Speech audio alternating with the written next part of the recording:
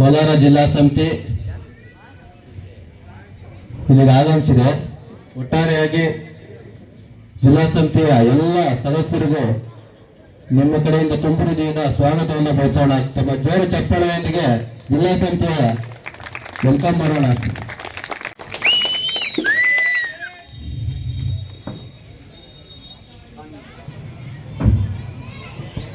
इसके बाद हम चिकबल्लापुर से आए हुए मेहमान चिकबल्लापुर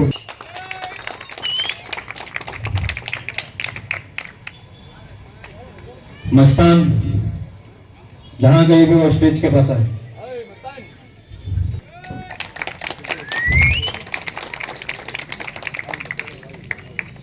जोर से थालियां मारना भाई, येताच क्या. नेक्स्ट हमारे के बाद हमारे कोलार डिस्ट्रिक्ट के ट्रस्टी मिनहाज अली को गुलपुष्प. इसके बाद मुरबागल से आए हुए मेहमान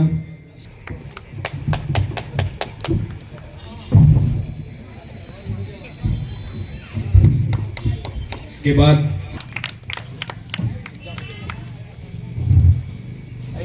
शाबाश स्टेज के पास है.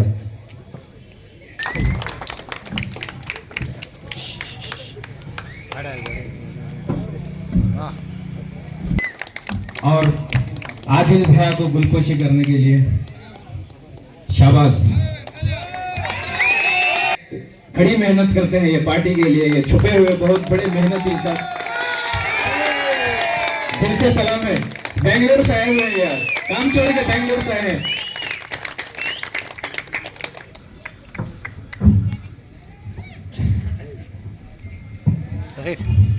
मैं हमारे पार्टी के मेंबर हैं चंद्रू.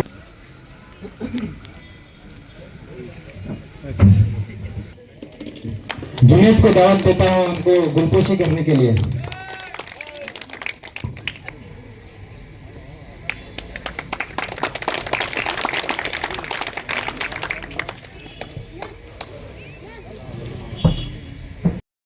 मोहल्ले से मस्तान सुनशा मोहल्ले से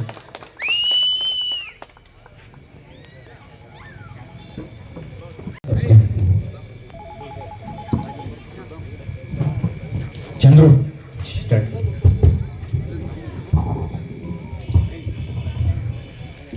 ಸನ್ಮಾನ ಮಾಡಿದಂತಹ ಸಕ್ರಿಯವಾಗಿ ಅವರಿಗೆ ಸನ್ಮಾನ ಸ್ವೀಕರಿಸಿದಂತಹ ಜಿಲ್ಲಾ ಸಮಿತಿಗೆ ಧನ್ಯವಾದಗಳು. ವಿಡಿಯೋವನ್ನು ಕುರಿತು ಹಾಗೂ ಸಭೆಯನ್ನು ಕುರಿತು ತಮ್ಮನ್ನೆಲ್ಲ ಉದ್ದೇಶಿಸಿ ಮಾತಾಡಲಿದ್ದಾರೆ ಸಾಮಾನ್ಯರವರು.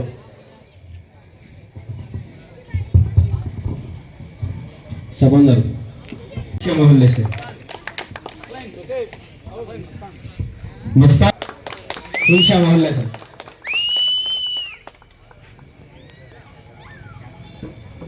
जानते हैं कि कोलार के हालात कैसे गुजर रहे हैं. हम सब बेहतरीन से जानते हैं कोलार के हालत क्या है.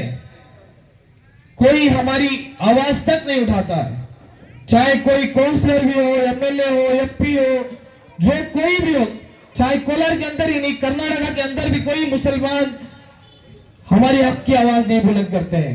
चाहे कोई मसला हो, एनआरसी हो, सीए हो, हिजाब का मसला हो, वक्फ बोर्ड का मसला हो, और सबसे बड़ी बात क्या है करके बोला तो नबी करीम सल्लल्लाहु अलैहि वसल्लम की शान में अगर गुस्ताखी होती है तो कोई भी लीडर हो, कोई एमएलए हो, कोई मिनिस्टर हो, उसके खिलाफ आवाज नहीं उठाते हैं.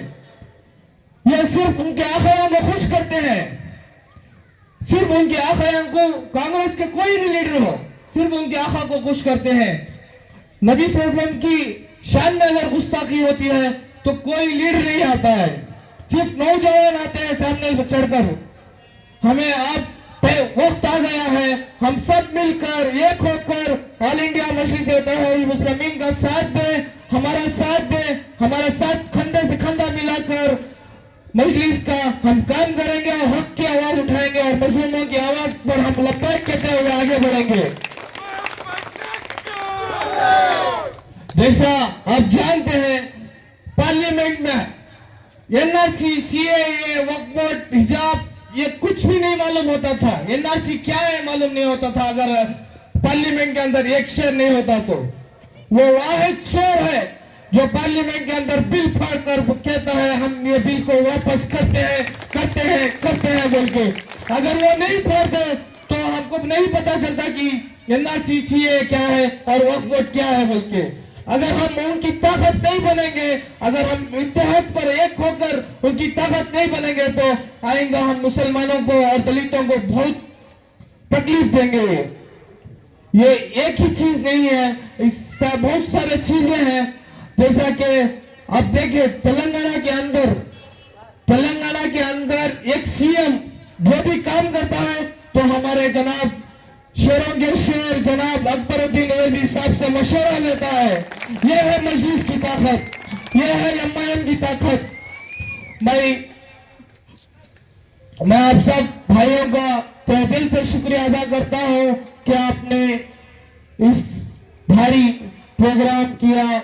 और मैं नियामत भी मोहल्ला के यूथ जनाब सकलैन अली और मोहम्मद शाहबाज और हमारे मेंबर जनाब सरदार हुआ एक अच्छा सा प्रोग्राम ऑल इंडिया मजलिस इत्तेहादुल मुस्लिमीन का यहाँ पर मुनक़िद किया और ये पहला प्रोग्राम है। इंशाअल्लाह इसके बाद हर कोलार के कोने कोने में भी मजलिस इत्तेहादुल मुस्लिमीन रहेगी बाकायदा। इंशाअल्लाह आने वाले इलेक्शन में भी उम्मीदवार उतारते हैं। इंशाअल्लाह आप सब भाइयों दुआ में याद रखिए और साथ दीजिए। वाखिर दावाना अल्हम्दुलिल्लाहि रब्बिल आलमीन। पार्टियों को रखमे रकम के पार्टियों को उनके पीछे भी गए, इनके पीछे भी गए। उन्होंने हमारा कुछ भला करती, इन्हों कुछ हमारा भला करती, उन्हें हमारा अन्ना, इन्हें हमारा अन्ना, ये छोड़ डालो, खत्म। ये जिंदगी ऐसे आगे नहीं चलती। जब तक तुम्हारी खुद की एक जमात नहीं बनती, जब तक तुम्हारी खुद की एक ताकत नहीं बनती, तब तक हरगिज तुम्हारी आवाज कोई नहीं उठा सकता। हमारी आवाज पार्लियामेंट के अंदर हो, मीडिया के सामने हो, दुनिया के सामने हो, एक एक शख्स उठाने वाला जिनका नाम बैरिस्टर असदुद्दीन ओवैसी साहब। ये एक शेर के सिवा कोई है क्या? कोई एक बंदा हमारे कर्नाटक की बात भी रंदे, छोटी सी छोटी बात रंदे, हमारे सदर वहां आवाज उठाती, कंपलसरी उठाती कि वो हमारी एक अभी है मजबूत लीडरशिप नहीं है हमारी कमेटी, हमारी पार्टी की। अल्हम्दुलिल्लाह अल्लाह का बहुत बड़ा शुक्र और एहसान है कि आज हमारे डिस्ट्रिक्ट के अंदर इतनी बड़ी मजबूती मिली है जो कमेटी बन को है।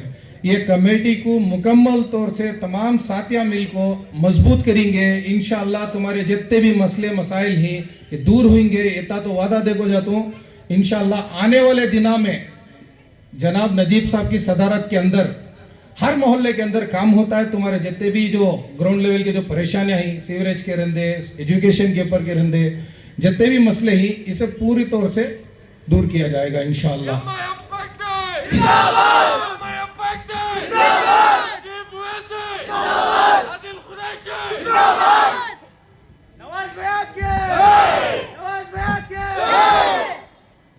माशाअल्लाह नौजवानों में बहुत बेहतरीन जज्बा भी है। अल्हम्दुलिल्लाह अल्लाह और कबूल फरमान दे तुम्हारे सबके साथियों के तरफ के वजह से।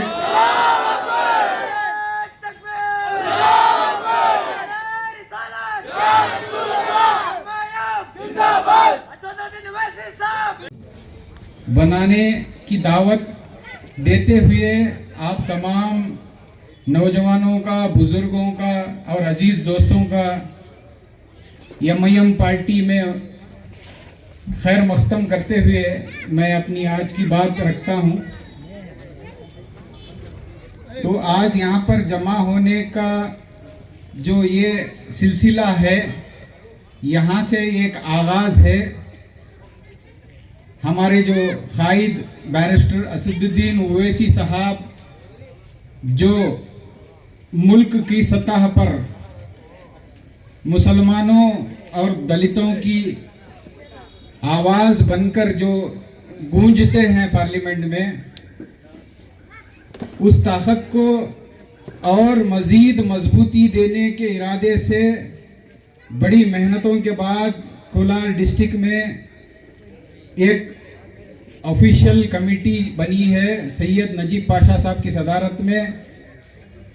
तो उस कमेटी को आप तमाम जुड़कर, आप नौजवान, बुजुर्ग, दोस्त, अहबाब और मेरी माँ बहनें जो इतने सालों तक तमाम सियासी जमातों को देखे और आजमाए हुए हैं, तो आज इस डयास से मैं आप तमाम से गुजारिश करूंगा कि ऑल इंडिया मजलिस इत्तेहादुल मुस्लिमीन जो दबे कुचले लोगों की आवाज़ है, उस आवाज़ को और मज़ीद मजबूती देने के लिए हम सब का साथ दें और आने वाले इंतखाबात में जो है आपके बीच में से कायदों को चुन के आपकी ज़बान बनकर बोलने वालों की एक नई पहल शुरू करने के लिए जो है एक आगाज़ करें।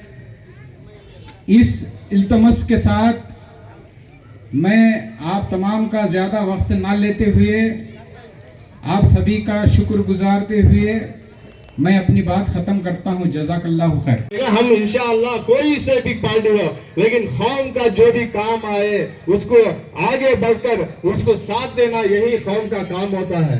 ये नहीं कि पीछे बोलते अरे ऐसा वैसा, ये नहीं करना, खुल के वार करना है, खुल के। अरे तुम्हारा हक है, पूछिए। कब तक हम गुलामी करते रहेंगे? कब तक हम छुपके रहेंगे? क्या हमारा हक नहीं बनता? CAA के बारे में हो, NCR के बारे में, NPR के बारे में हो, और अभी अभी चल रहा है वक्फ बोर्ड के बारे में। ऐसा बताइए कि कर्नाटका वालों के सीनियर लीडर्स को मेरा एक सगई सेठ का सवाल है, कोलार से आवाज उठा रहा हो। एक मई का लाल को कर्नाटका का लीडर वक्फ बोर्ड के खिलाफ आवाज उठाइए, तो आप बताओ कि इनकी जरूरत नहीं है? ये कब तक ऐसा हमारे कौम को गुमराह करते जाएंगे? आज बताते हैं MIM कोलार को, इंशाअल्लाह MIM कोलार ही नहीं पूरे हिंदुस्तान में भी कदम उठाएगी इंशाअल्लाह। हक के वास्ते आवाज उठाएगी, ना हक के वास्ते कभी भी आवाज नहीं उठाएगी। क्या वक्फ बोर्ड आज कैसी कैसे हालत चल रही? कोई कर्नाटक में ऐसे ऐसे प्रोटेस्ट चले, और प्रोटेस्ट करने के लिए भी परमिशन नहीं मिलता। क्यों परमिशन नहीं मिलता भाई? नौजवान तो दिल बुला रहे हैं। आज हम हक के लिए लड़ना चाहिए, हम रोडों पर उतरना है। बड़े बड़े उलमा इकराम ऐसा बोले, एक वक्त ऐसा आएगा कि रोडों पर भी उतरना है। इंशाअल्लाह हम रोडों पर उतरेंगे, हमारा हक मांगने के लिए हम जरूर उतरेंगे। अरे हमको हक है, परमिशन लेने के लिए हक है, क्यों नहीं ये करता? नौजवानों को देखो ऐसा बिठाते ही कल ऐसा करेंगे, परसों ऐसा करेंगे, बात करते उसके बाद बोलते अरे भाई नहीं परमिशन नहीं मिल रहा। क्यों नहीं मिल रहा भाई परमिशन है?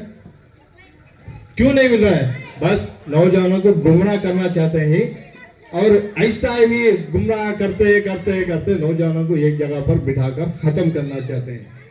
असद साहब और एक बात बताएं, नौजवानों उठो, अब तुम्हारा वक्त आ गया है।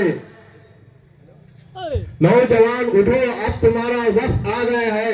इंशाअल्लाह अब मैं यहाँ पर जो कोलार का एक शहर, जो कोलार के एक एरिया जो न्यामत मोहल्ला वार्ड नंबर 22 में देख रहा हूँ, नौजवान आज पूरे कुर्सियों पर है। अल्हम्दुलिल्लाह आज मेरे खुशी की एक हद हो रही है। असद साहब जो बताए कि नौजवान उठो, आप तुम्हारा वक्त आ गए, ये बात किस लिए बता रहे हैं? कब तक तुम गुमराह के इसमें सोते रहेंगे? उठो, आप एजुकेशन में भी आगे हो, सियासतदान में भी आगे हो, लेकिन सियासतदान ऐसे ही करो, हक के लिए लड़ो, किसी के गुलामी बनकर मत रहो। ऐसा ही परसों अल्हम्दुलिल्लाह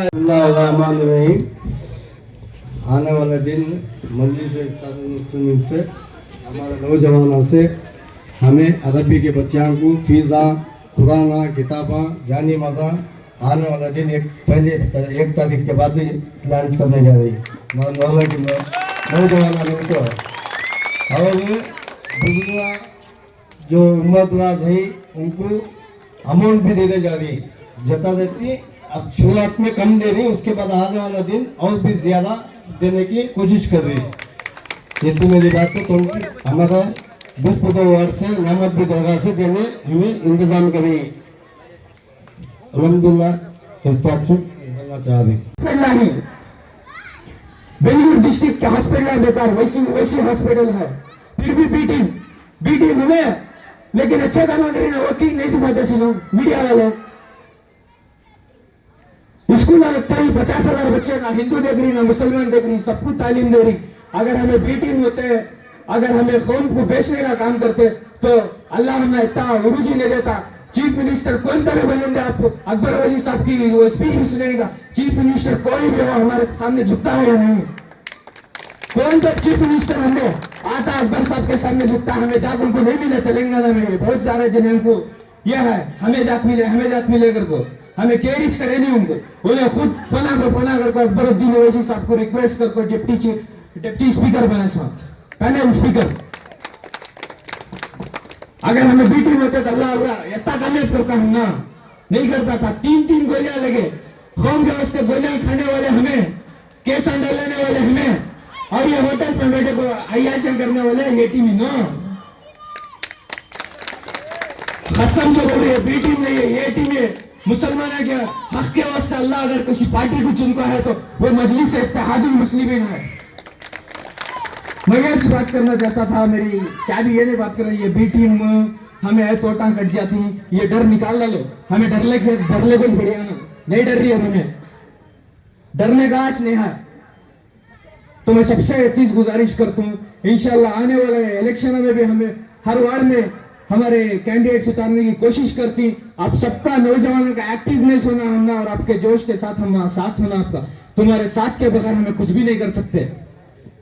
नौजवानों का साथ होना हमना।